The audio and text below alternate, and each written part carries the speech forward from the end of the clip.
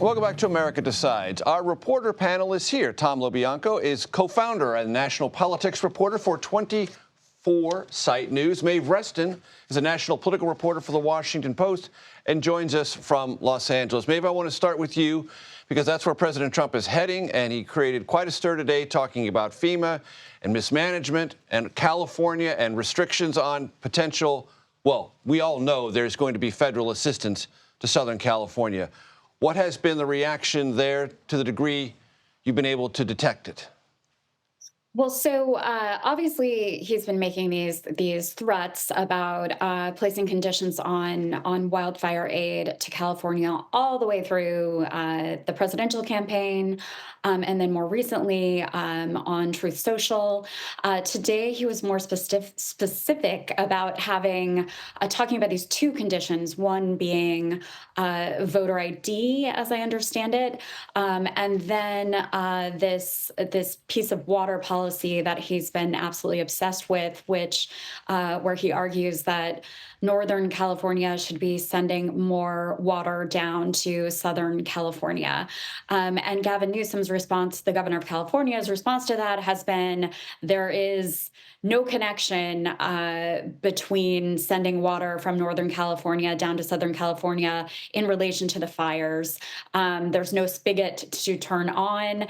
And in fact, as the reporter who just spoke about her fact check noted, the state reservoirs in Southern California were full. Yesterday, Governor Newsom had this press conference, a kind of preemptive strike against Trump. He's playing a very cautious hand, saying that he was going to go to the airport and meet President Trump, even if he wasn't invited to greet Air Force One, although now the Trump team has acquiesced and will allow Newsom to greet him. But he is trying to get the message across that there should be no conditions on fire aid. And it's something that the governor's aides and many people here in California are very worried about because obviously the damage estimates are gargantuan, and California will need the kind of matching assistance or reimbursement for all that damage that has so often been given to other states when these fires take place. But obviously Trump and Newsom have a very antagonistic relationship. Newsom has been trying to reset that a bit, dialing back his comments, sending a letter to Trump asking him to visit. But that's going to be a tension point, I think, for many months to come as Newsom tries to navigate this new reality where he's basically going to be begging for federal money for California. And much of that will also flow through Congress, and Congress will have a significant say on this. Tom, I want to talk to you about something else that the Senate will have a big say on, which is RFK Jr.'s confirmation hearing next week. You wrote a biography of Mike Pence. Mike Pence is in a very particular kind of wilderness politically. He was at the inauguration. He shook the president's hand at Jimmy Carter's funeral. And he's opposing RFK Jr., trying to maintain his relevance in the political sphere, have some influence, but he knows he's on the outs. It's remarkable. If you look at somebody who has been put to pasture politically, we shouldn't be hearing from him under the old rules of politics. Right. We're in a new world. Right. His group, Advancing American Freedom, still gets plenty of money, still hires plenty of staff.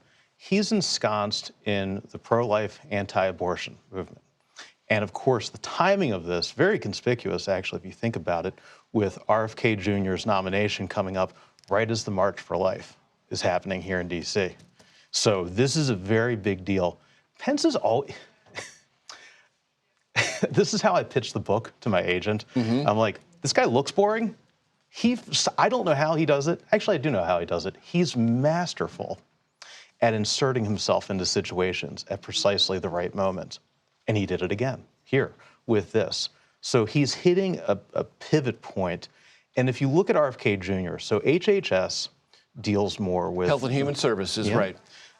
Deals more with spending to the states. Pence used to do this when he was governor, the battles over abortion policy and the Medicaid expansion. And when he was doing that, he was fighting Obama, and he was very good at positioning himself against Obama on his way up.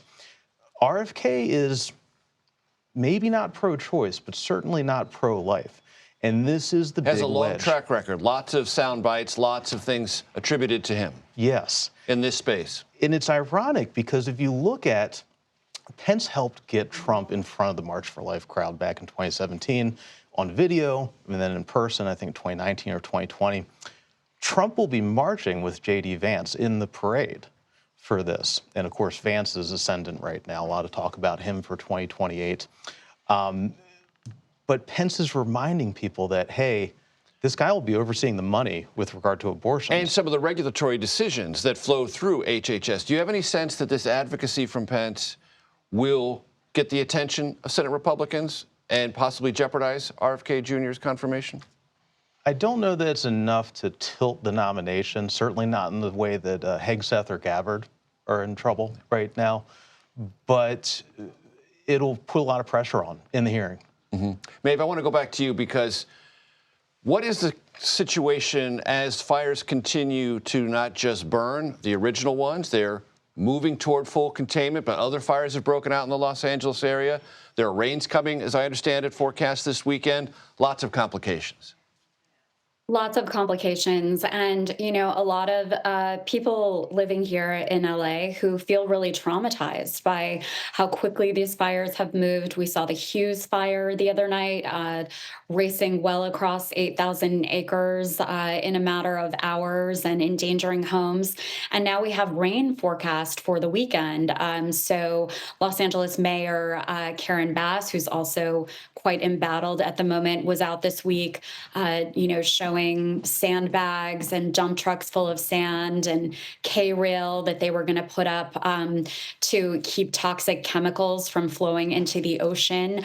But a lot of this is sort of a moment where Californians are having to come to grips with these dangers that they are living with every day. And so the added layer of members of Congress, Republican members of Congress, talking about setting conditions on wildfire aid has really enraged a lot of people here.